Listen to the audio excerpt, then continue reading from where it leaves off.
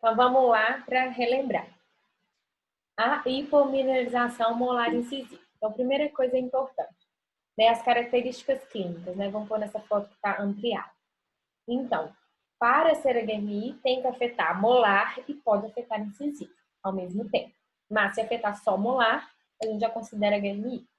Primeira característica da HMI é que ela afeta molar incisivo permanente, primeiro molar permanente, incisivo permanente, mas de uma forma assimétrica. Então, você pode ter um molar muito afetado e um outro molar não estar afetado. Um incisivo muito afetado e o outro incisivo não está afetado. Então, a primeira característica é isso, ela é assimétrica, diferente, por exemplo, da fluorose, né? A fluorose, ela é simétrica. Então, o padrão, né, da opacidade em um dente é igual ao do outro homólogo. No HMI, não. Então, tem uma característica extremamente assimétrica. Deixa eu ver aqui. Não necessariamente, Paula. Pode ter um que não está afetado. Pode vir um sem nenhuma alteração. Pode acontecer, eu já vi acontecendo. Eu tenho pacientes que têm 2 molares e um não tem, por exemplo. Isso acontece, tá? Então, a primeira característica é isso, que ele é assimétrico. Além disso, eu consigo ter um limite nítido entre o esmalte sadio, tá vendo? E o esmalte doente. Então, eu consigo delimitar certinho onde começa um e quando termina o outro. E quais são as características clínicas dele, né? Então, são regiões hipomineralizadas que podem se apresentar esbranquiçadas, amareladas e amarronzadas, né? Quanto eu tiver mais regiões amareladas e depois amarronzadas, significa que essas regiões estão mais hipomineralizadas, ou seja, são regiões mais frágeis, né? São regiões em que o esmalte está mais doente do que quando eu tenho regiões esbranquiçadas. E isso é um indicativo, né, de chance de fratura pós-eruptiva. Por quê? O HMI não é um defeito durante a fase de formação do esmalte. Então, ele não é um defeito de quantidade. O esmalte, ele rompe na quantidade correta. Porém, a qualidade desse esmalte é alterada. Então, eu tenho um esmalte menos mineralizado. E que, apesar de irromper na cavidade bucal com a quantidade normal de esmalte de um dente sadio, por exemplo, como ele é menos mineralizado, ele é mais frágil, ele tem uma grande chance de sofrer fraturas pós-eruptivas. E é essa grande chance de sofrer fraturas pós-eruptivas que a gente vai usar, inclusive, como base para a escolha do tratamento, para essa alteração. A gente vai discutir isso mais lá na frente.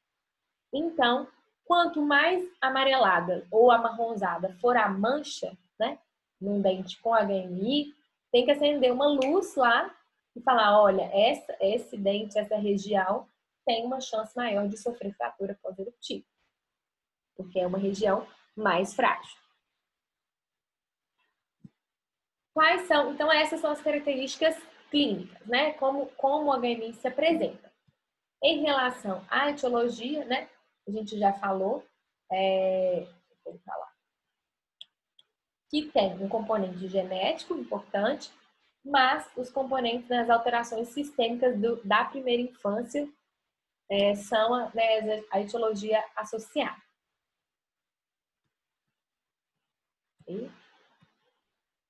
Das manchas.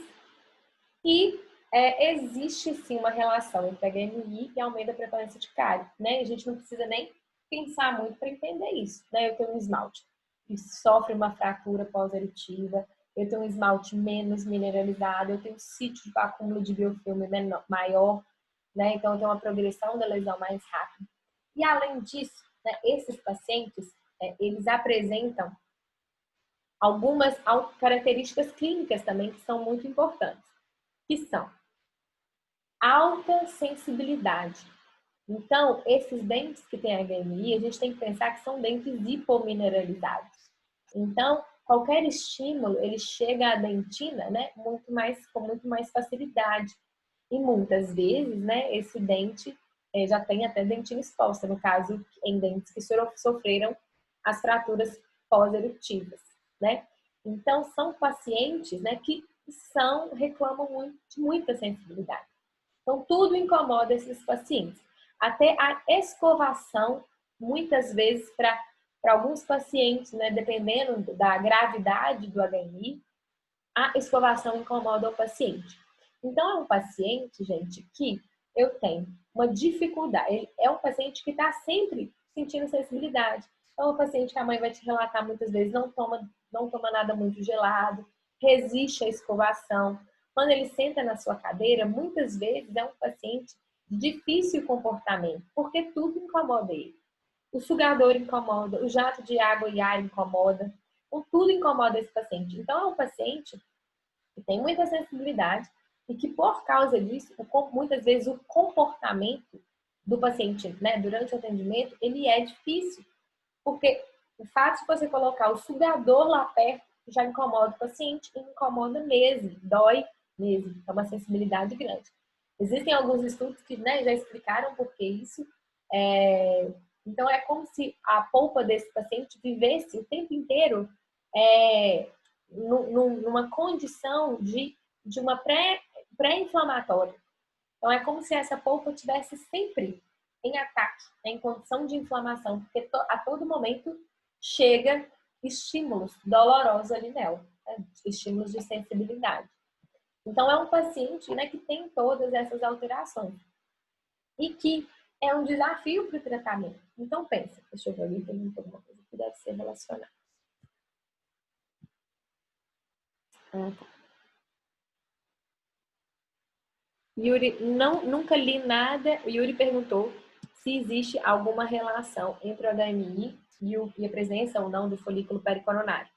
Nunca li nenhuma dessa relação, né? Acho que imagina que você esteja pensando assim, se rompeu, se não tem o folículo direito, vai estar mais exposto. Nunca li nenhuma relação a isso.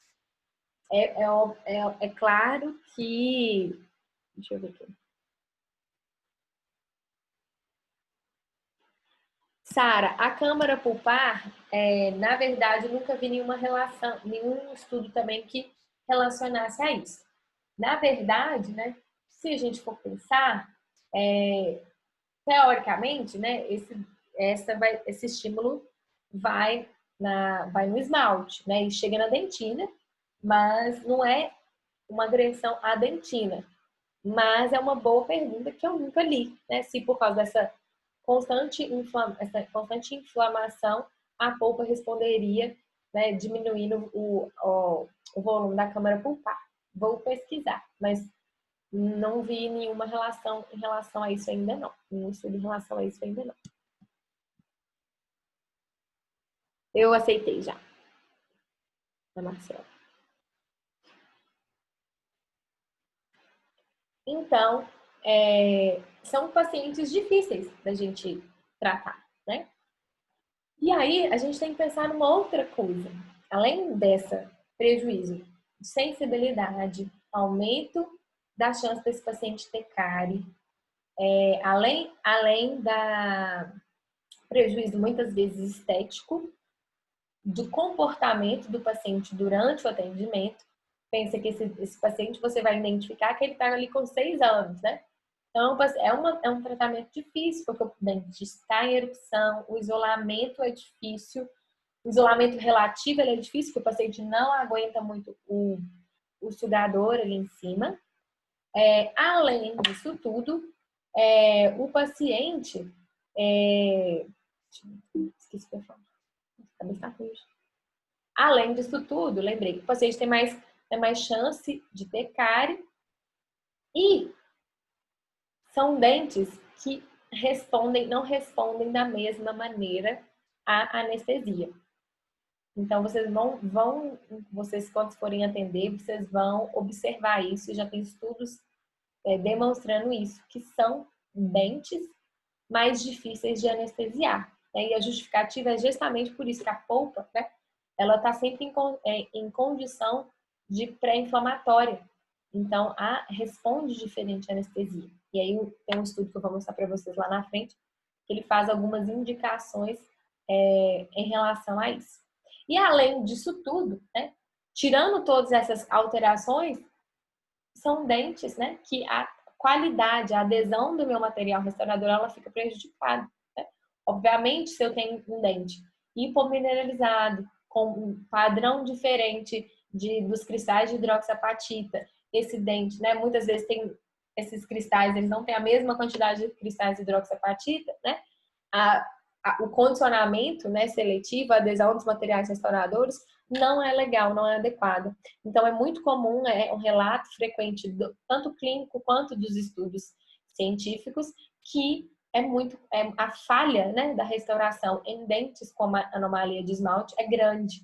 E isso é ruim para o paciente, né? Se o paciente já tem dificuldade de atendimento e ainda tem um dente, né, com uma dificuldade de adesão do meu material restaurador, eu pioro muito ali o meu tratamento, as minhas opções de tratamento. Tudo bem? Alguma dúvida? Vamos ver aqui.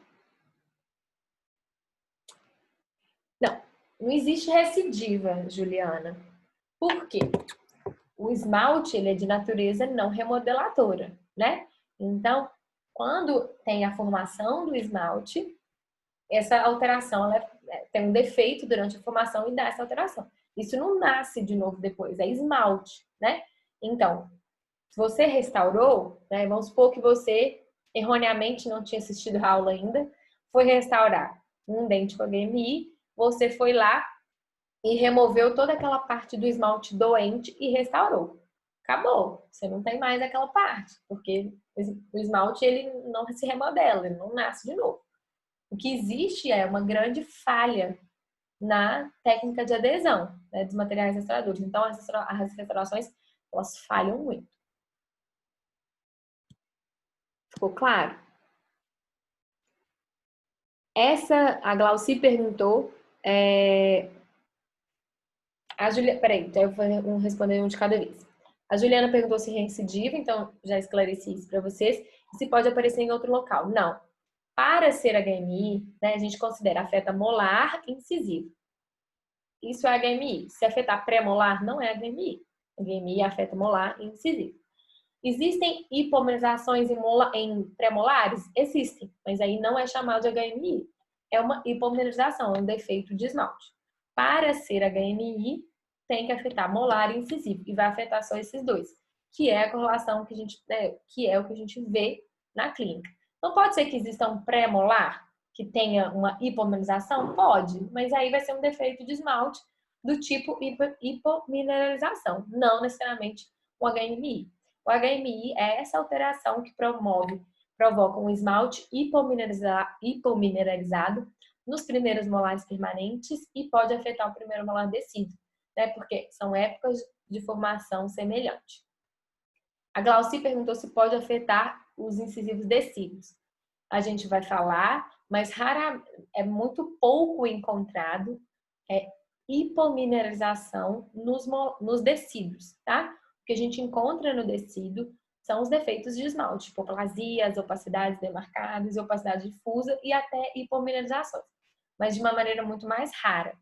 Por exemplo, eu nunca vi, e eu estudei isso, né? Eu examinei muita criança, então eu nunca vi. O que existe, né, já é relatado, eu tenho até umas fotos depois para mostrar para vocês, e que já foi, inclusive, descrito na literatura, e hoje já tem uma nomenclatura que é a hipomineralização do segundo molar descido.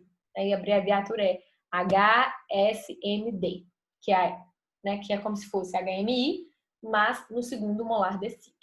Então, existe a hipomineralização no segundo molar descido, e quando a criança tem a hipomineralização do segundo molar descido, é um fator, né, que aponta a chance dela ter o HMI, uma chance aumentada dela ter o HMI na dentição permanente.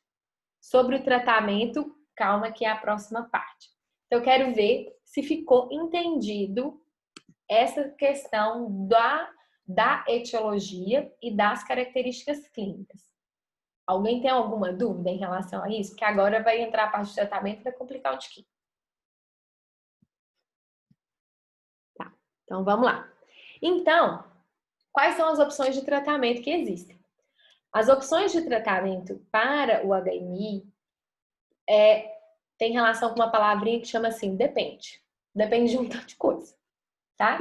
Então, as opções de tratamento, elas vão depender do nível de gravidade do HMI. Está escrito severidade aqui, mas não é o correto usar severidade, é gravidade. Então, dependendo da gravidade do meu HMI, eu vou escolher o tratamento para aquele paciente ou para aquele dente. Então, se eu tiver um HMI que a gente considera leve, né? A gente vai trabalhar ali com uma abordagem preventiva.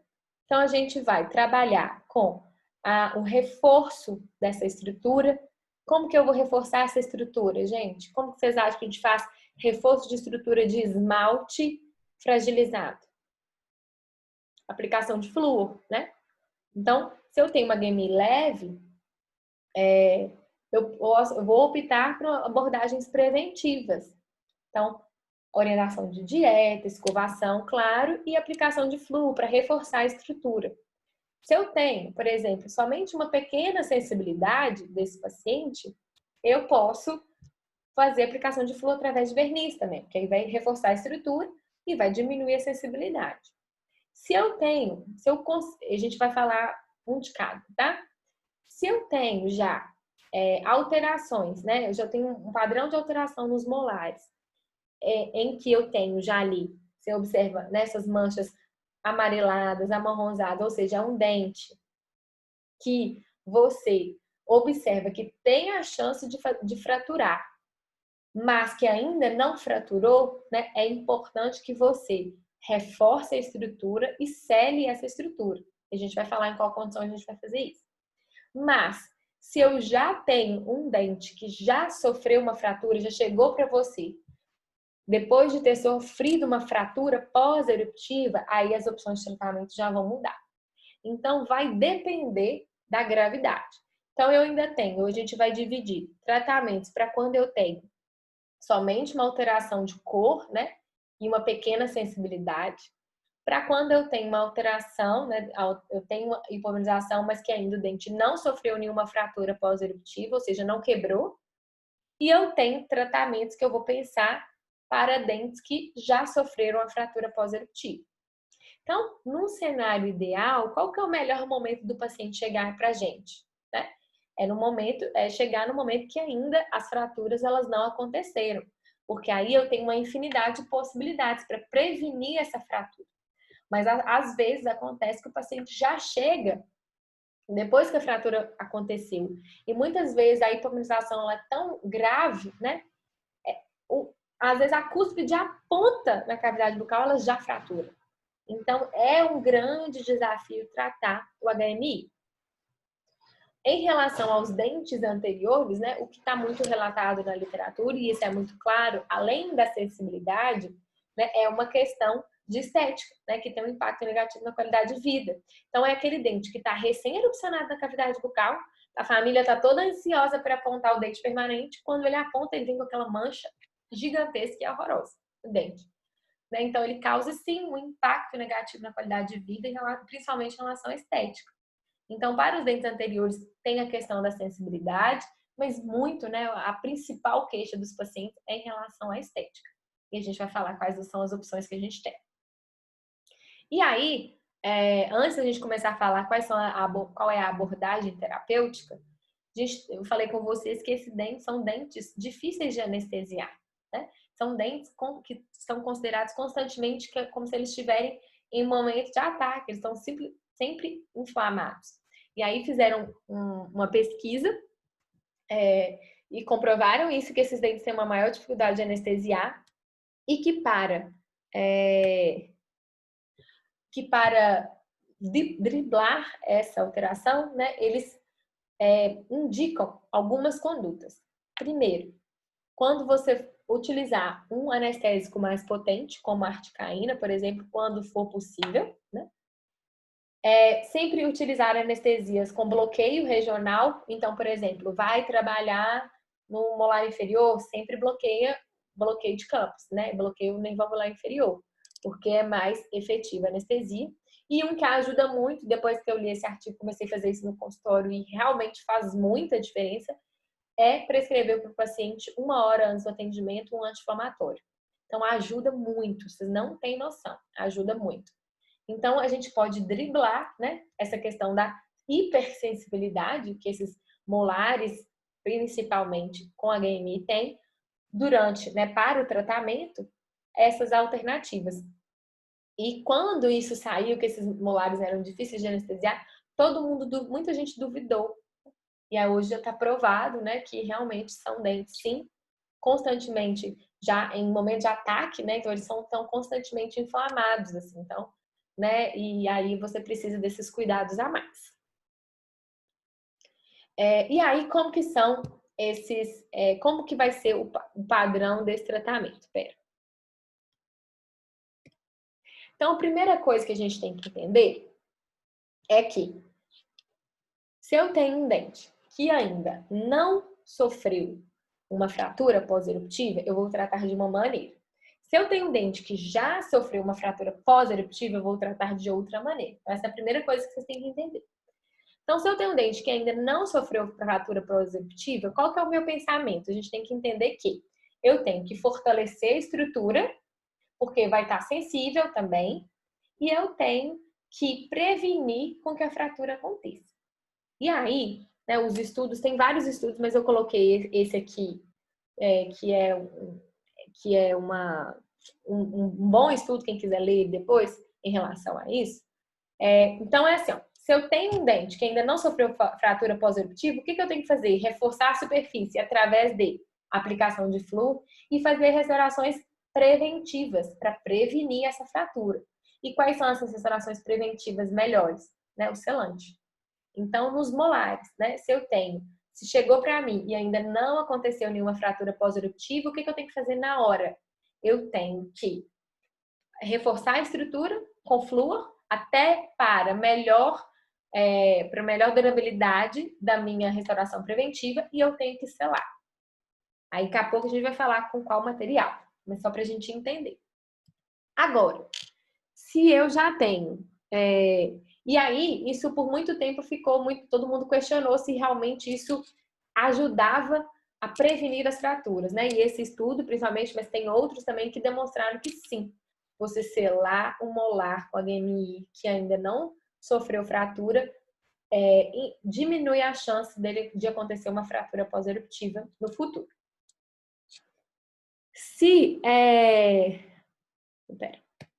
E aí, se eu já tenho uma fratura pós-eruptiva, né?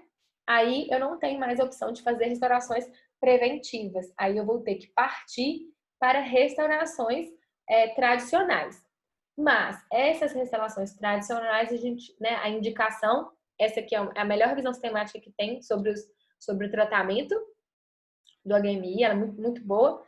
E aí o que ela indica, né? Se o dente já sofreu uma fratura pós-eruptiva, a gente vai ter que fazer uma restauração convencional, que sempre pense nessas restaurações de uma maneira minimamente invasiva, que são as melhores, né, que vai dar a melhor durabilidade e sobrevida desse dente. A gente vai falar quais são essas minimamente invasivas que a gente vai usar e quais são as características. Né? Então, primeira coisa, vamos começar falando dos dentes anteriores, né? Então, dentes anteriores, quais são as opções que vocês acham que a gente tem para tratamento? Então, se esse dente tem uma mancha que está ali prejudicando a estética, vai chegar um momento, né? Eu vou adiar isso por um tempo, mas vai chegar um momento que o paciente vai queixar da estética, eu vou ter que tratar aquilo ali. E aí, o tratamento que eu vou escolher vai depender da extensão, né, dessa mancha, né, da hipomineralização. Então, se eu tenho manchas mais superficiais, né, eu posso escolher tratamentos que vão desde a aplicação de um infiltrante, a microabrasão, até a realização de faceta em resina direta, faceta em porcelana ou até lente de contato. Mas vai depender da profundidade, né, dessa mancha. Então, o diagnóstico diferencial, né, para a gente escolher o tratamento, é importante fazer o teste da luz, né? Pegar uma foto para a gente ver até onde até onde vai a mancha, né, no esmalte. Quanto mais grave, obviamente, mais profundo, ocupa, né, toda a extensão do esmalte. E aí, se for pensar em dente anterior, a gente, infelizmente, por questões estéticas, né, muitas vezes a gente não vai conseguir ser muito minimamente invasivo. Porque se eu, por exemplo, eu tirar só a primeira camada ali do esmalte para fazer, às vezes, uma resina direta ou às vezes uma microabrasão, a mancha, se ela estiver muito profunda, ela não vai sair. Então, para os dentes anteriores, por ser uma região estética, né? Se essa mancha estiver profunda o suficiente ou se a extensão dela estiver prejudicando esteticamente a restauração, infelizmente você vai ter que remover todo o esmalte doente para você conseguir fazer uma restauração estética e com uma maior durabilidade ali. Se alguém me perguntou alguma coisa, não, né? Mas, até para os dentes anteriores, né? Vamos supor que eu estou fazendo ali, eu tenho eu fiz o teste, né, com foto e eu vi que tá metade do esmalte. Então, eu removi ali um pouco e aí consegui ali, vou conseguir com uma resina uma estética agradável. Só que a gente também não pode esquecer que aquele dente, seja o dente anterior ou o dente posterior, ele está com a qualidade do esmalte alterada. Então, obviamente, que a adesão dos materiais, principalmente, né, os materiais adesivos, que são os mais estéticos, que é o que a gente usa, ela vai ficar prejudicada. Então, sempre que antes de fazer uma restauração em um dente anterior ou em um dente posterior que tem HMI, é importante você reforçar essa estrutura. E como que você reforça essa estrutura? Com agentes remineralizantes, que podem ser o flúor, né? Que podem ser o flúor, ou podem ser agentes mais modernos, sofisticados. Nessa revisão que eu falei para vocês, eles citam esse agente de remineralizante, que é o CPP-ACP. É um agente remineralizante que ele libera cálcio e fosfato também. Mas a maior parte das revisões apontam que verniz fluoretado, né, é um dos melhores agentes para remineralização em casos de HMI. Mas tem alguns agentes mais novos. Depois eu volto e falo disso aqui. Temos também, muitas vezes o cariostático voltou, né? E aí tem alguns estudos demonstrando também o uso, né, de cariostático, não para paralisação da doença, cárie, né, no dentes com HMI, mas sim para diminuir a sensibilidade desses dentes. Né? E esse material é um material novo que a SDI lançou, que ele é o cariostático, né? Só que ele tem uma reação de reversão e não deixa manchar o dente, não deixa o dente ficar preto, como era antigamente. Então, também é uma opção de tratamento, principalmente para sensibilidade. Mas, então, para dentes anteriores, né, a gente vai ter que definir de acordo com o prejuízo estético que essa mancha, né, esse manchamento vai causar. Então, e mesmo que se você não remover todo o esmalte doente, né, com a hipomineralização, é importante que você faça, antes da sua restauração, aplicações de flúor para você reforçar a estrutura e melhorar a durabilidade, a qualidade da restauração que você for fazer. Né? Então, existe já um protocolo feito para isso. Então, para dentes anteriores, faça primeiro a remineralização, depois você vai fazer a sua restauração estética. Para dentes, deixa eu ver que alguém fez uma pergunta, vamos ver se é relacionado. Ah, tá.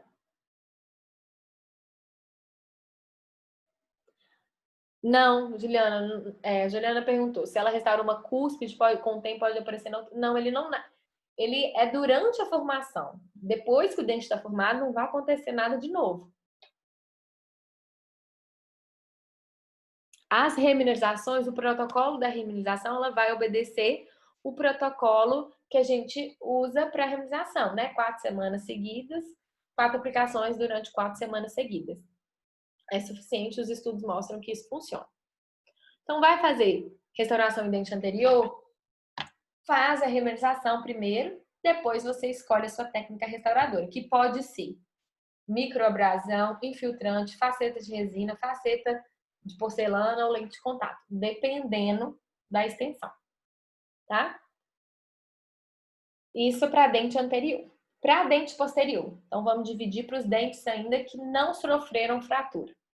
Então, se eu tenho um dente, eu identifiquei que o meu paciente tem HMI e eu vi que tem uma mancha lá amarelada, amarronzada, até mesmo esbranquiçada, mas ainda, graças a Deus, o paciente chegou e o dente ainda não está fraturado, o que eu tenho que fazer? Eu tenho que selar, né? Para prevenir uma fratura, porque aí aconteceu a fratura e depois é um problema. E aí, qual que é o melhor, qual que o estudo apresenta como o melhor selante para fazer nesse caso? O selante convencional, tá? Ionômero de vidro convencional. E aí existem alguns protocolos diferentes dependendo do ionômero que você for usar. Então, se ainda não fez a fratura, né, e você vai fazer um selante, e se você escolher usar o ionômero de vidro convencional, você pode fazer ele direto, porque o ionômero convencional vai agir como agente remineralizante, né, da estrutura, diminuir a sensibilidade e reforçando essa estrutura, porque ele vai funcionar como uma esponja, né, liberando o flúor para a estrutura adjacente a ele. Beleza. Mas, se por algum motivo, sei lá, você não quis usar o convencional, mesmo os estudos falando que ele é o melhor, você quis usar, por exemplo, um ionômero, um selante resinoso ou um ionômero resinoso como selante, aí o ideal é que você faça a remineralização primeiro, ou seja, faça as 4 aplicações de flúor previamente, né, semanais, faz a dose de ataque e depois faz o selante ou com o selante resinoso ou com o selante de ionômero resinoso. Mas o melhor resultado é quando você faz o selante com o ionômero convencional. E aí, isso sim, como eu mostrei no artigo para vocês, previne a fratura pós-eruptiva. Então, primeira coisa que a gente tem que entender, dente que tem HMI, eu vi que tem HMI, eu tenho que selar. Porque se eu não selar, esse dente vai fraturar. E aí, depois da fratura, é ladeira abaixo. Então, dente tem HMI, eu tenho que selar. E aí, com o que eu vou selar? O melhor é o convencional, mas se você optar por usar um resinoso, faça as aplicações de flúor antes. Agora, se eu receber um dente, né, um paciente que já tem a fratura estabelecida, o que eu vou fazer? Eu tenho que restaurar, né? Esse dente já está com a fratura ali formada. Só que eu falei com vocês que a restauração desses dentes é um fator complicador, é difícil, ela falha, a adesão do material restaurador é ruim, é um procedimento difícil de fazer. E aí, o que os estudos nos apontam que é seguro, o que é o melhor para se fazer? Então, toda vez que eu vou fazer uma restauração definitiva em molar que tem HMI, a gente tem que ser o minimamente invasivo possível. Então, antes de fazer a restauração, eu não preciso remover toda a área do esmalte doente. Eu não preciso remover toda, né, aquela área do esmalte doente. Senão acaba que eu vou ter que fazer uma coroa nesse paciente. Se eu for muitas vezes, eu vou ter que remover tudo aquilo. Mas é muito importante que eu remineralize a estrutura antes, porque senão a minha restauração ela vai falhar, porque aquele esmalte não tem condições de receber uma adesão de maneira eficiente. Então, se eu for fazer uma restauração de resina, por exemplo, eu não preciso remover o esmalte doente, porque se eu remover, eu vou acabar numa coroa total. O que eu preciso fazer? Remineralizar a estrutura. Qual que é o melhor agente remineralizante? Ionômero de vidro. Então, o melhor protocolo é, o paciente chegou, já tem uma fratura, faça uma restauração provisória de ionômero de vidro. Você pode, inclusive, aliar com as 4 aplicações de flúor, né, a dose de ataque, mas aquela restauração tem que ficar ali. Tem estudos que falam 1 mês, tem estudos que falam 3 meses. mas tem que ser uma restauração provisória bem feita, né, de ionômero. Por quê? Esse tempo que esse ionômero vai ficar aí, ele vai reforçar a estrutura. Depois desse tempo, o paciente vai voltar e aí sim você vai fazer a sua restauração definitiva, de resina, por exemplo. E aí você vai conseguir um excelente condicionamento ácido, né? Você vai aplicar o adesivo e a sua restauração vai ter durabilidade. Ela não vai ficar soltando toda hora. A adesão do material restaurador vai ser bem melhor. Mas você tem que respeitar esse protocolo, tá? E explicar isso para o paciente, porque muitas vezes o paciente fica sem paciência, mas é importante respeitar esse tempo. Né, algumas coisas que já foram descritas na literatura, quando você usa um adesivo autocondicionante, ele responde melhor em dentes que tem o HMI, né? Então, sempre de preferência, usar um autocondicionante e não remover o esmalte hipomineralizado. O que a gente tem que fazer é reforçar a estrutura para ele receber o processo, né, de adesão. Agora, se você remove todo o esmalte, então pensa aqui, num dente igual esse. Opa! Um dente igual esse aqui, né? Ó, se eu removo aqui toda a minha estrutura, eu vou ter que fazer uma coroa total nesse paciente. Né? E aí eu vou fazer uma coroa total num paciente de 6 anos. Né? Aí vai ter envolvimento pulpar, aí já viu, né? Então a gente tem, né? Esses são os protocolos mais atualizados que tem, mais minimamente invasivos, seguros, né? Que já tem estudo a longuíssimo prazo já, que nos suportam fazer esse tipo de tratamento. Vai chegar um momento, né? Vai ter alguns casos que não vai ser suficiente fazer resina direta. Às vezes a destruição já está grande, né? E aí sim, nesses casos que a destruição já está grande, você vai optar por restaurações indiretas, né? E existem vários estudos, mas existem vários professores no Brasil também que estão pesquisando muito e fazendo muito as restaurações para dentes com HMI, as restaurações utilizando scanner intraoral, né? Que aí você faz um preparo minimamente invasivo, você escaneia e você faz a sua restauração indireta ali.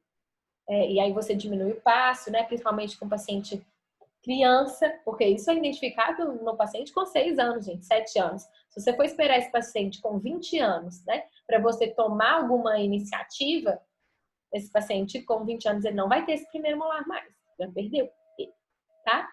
Então, é muito importante a gente entender. E a lógica, né? É muito fácil entender a lógica, mais fácil. Você entende a lógica de tratamento e aí depois, com ela, você consegue escolher quais os materiais que vai usar. Então, eu tenho que reforçar a minha estrutura para ela receber o meu material restaurador adesivo. É muito simples, né? Esse pensamento. Sobre os dentes anteriores, a gente já discutiu, né? E aí,